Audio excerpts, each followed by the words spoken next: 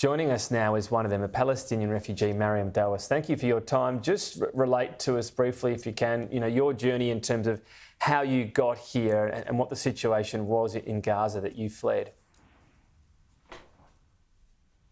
Hi, thank you for having me. Yeah, it's been a long journey.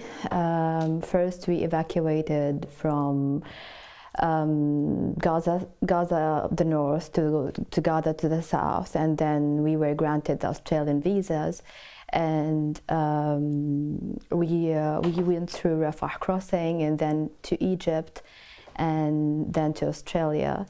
It was a long journey. It was a long. We were hopeful that we are coming to a place of peace, and that here we are in Australia. Living here, yeah. A lot of tragedy in your life. Obviously, I understand your father died without access to medicine. You're a widow as well, and a mother of 5. Yeah. How have you adjusted? How has life been since you came here to Australia? It was a very, very hard experience. I lost my dad. We lost our dad during the war because of the lack of medical care, and we weren't able to get him to the hospital. And but in such circumstances, you need to go on. You don't have any other choice. Just you need to go on and move forward. Since we came here, it's been different. It's been quiet. We've seen the other face of life. It's very different from where we have been in Gaza, and that's what are we looking forward to? Just a normal, peaceful life. That's our dream, Mariam, Andrew Clennell here. I have to put this to you, if you don't mind. The opposition leader, Peter Dutton, he says that basically the 1,300 who've come here in the fashion you have on visitor visas shouldn't be allowed in at all.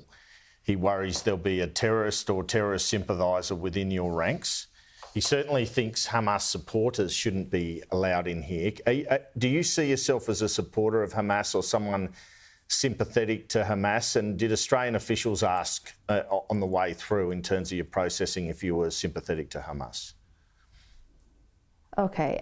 First, I have some points to underline here. First of all, we are normal people with successful backgrounds. I have lived my life in Gaza. I don't have any political affiliation with any of the political parties in Gaza, whether it was Hamas or not.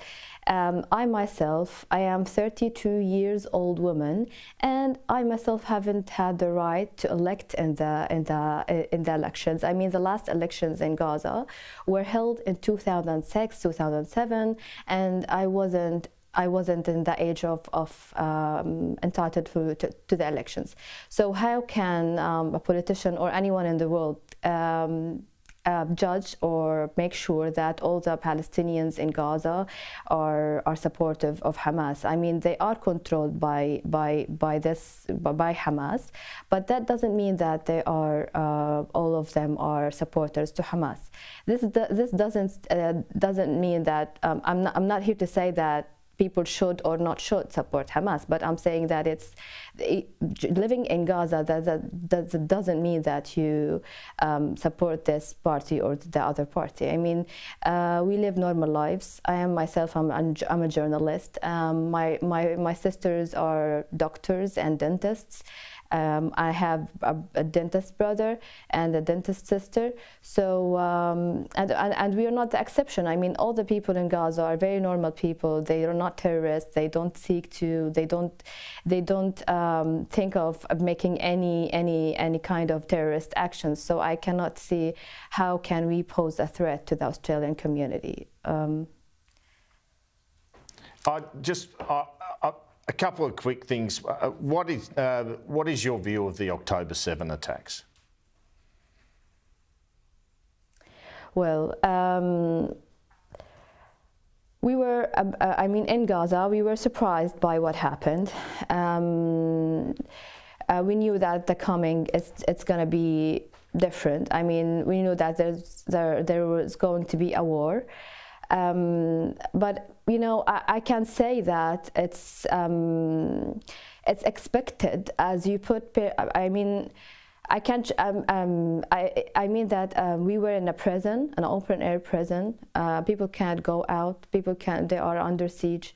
So when this happened, I'm not with. I wouldn't support killing civilians in any way. So I was against what happened on 7th of October. But sure. You know, we have been under occupation for 74 years, and it didn't start there. The clock didn't start on 7th of October. I mean, we have been in this situation for a long time, and I myself, I am a 32 years old woman, and I have experienced 6 wars in my life. So we are always getting bombed by the Israeli occupation. I understand. Yeah. I just a couple of quick things. What checks did you go through? What was the process for you to get a visitor visa?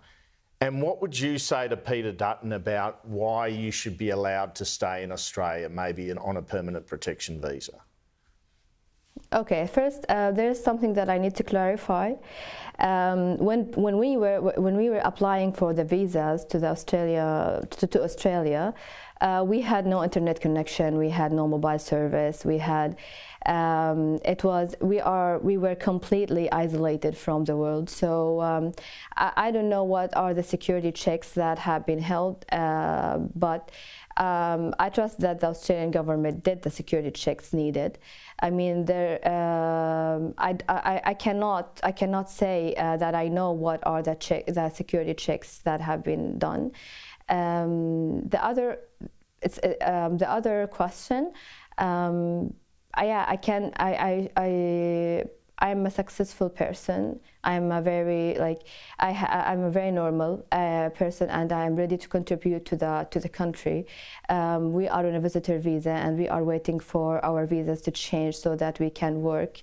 I mean, we are all the people are in war zones have the right under the international law to evacuate their countries and seek safe areas. So I can see a reason why we don't have this right as Palestinians in Gaza. It's our right to evacuate a war zone. I was very, very worried and terrified about my 5-year-old daughter. She is 5 years old, and she has witnessed until now 2 wars. So it's more than enough for her. All what we are seeking is a peaceful life, a peaceful employment, just an ordinary employment, and we are ready to contribute to the country without any problem. I mean, I just see Gazans as normal people, normal, successful, educated, highly educated people who are ready to contribute to the country with no, and we are not the exception. We are not the exception. We are, I mean, all the families in Gaza. Mariam, thanks so much for sharing your story with us this afternoon. We're out of time. We have to go. Thank you. Thank you so much.